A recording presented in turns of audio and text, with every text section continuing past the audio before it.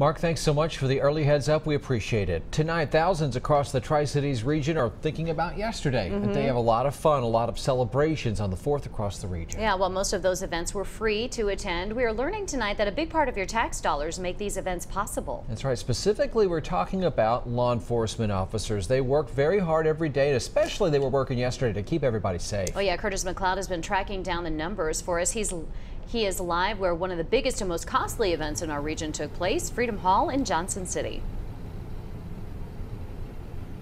Good evening. I want to tell you about this number. You'll hear it a lot throughout my story. $30,000, 30,000 taxpayer dollars. This is the amount that was estimated for yesterday's celebration here at Freedom Hall. It was actually about this amount last year in 2016 as well. Now, I want to tell you, we did some digging and got the numbers for other celebrations throughout the Tri-Cities region. Here's what we found.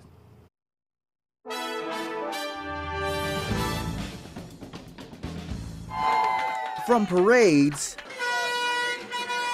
to family fun activities. And who could forget the coveted fireworks show? It all costs money, taxpayer dollars that goes towards paying law enforcement officers working to keep you safe. Captain Maynard Radcliffe with the Bristol, Virginia Police Department says it's money well spent. You have to have officers working these special events, especially with the type this one is. It's one of the biggest events that we have this year. Based off of the information we were able to get our hands on, Johnson City tops the list when it comes to taxpayer dollars spent on 4th of July events, totaling $30,000. About $16,000 of the $30,000 spent in Johnson City pays for cleanup, event planning, and day of expenses. In 2016, Johnson City had 70 officers at the Freedom Hall 4th of July celebration. The city spent an estimated $13,800 in overtime pay for officers. That same year, the city of Rogersville staffed their 4th of July celebration with about 30 police officers and estimated spending $8,000 in overtime pay for those officers. Greenville staffed less than half a dozen officers for its 4th of July celebration. Administrators say those auxiliary officers get part-time pay. This year, the city of Kingsport had 5 additional officers working the fireworks celebration downtown. The estimated overtime pay for those officers was about $500.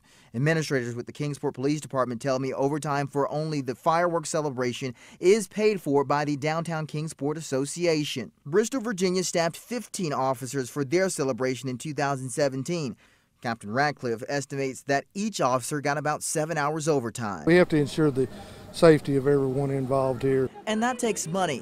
Captain Radcliffe says it's a small price to pay for keeping thousands of lives safe. Yeah, of course, we did try and get some more numbers for this year. Those numbers are still being calculated. As soon as we have them, we'll be sure to pass those along to you. Now, coming up on the news at 6, I'll talk a little bit more about the manpower that went into this whole 4th of July celebration operation as far as law enforcement are concerned. We'll have that for you on the part of our coverage at 6 o'clock. But for now, we are live in Johnson City. I'm Curtis McLeod, News Channel 11 in your corner. Now, Curtis did reach out to Bristol, Tennessee police for their overtime pay number for the 4th of July celebration. We have yet to hear back from them.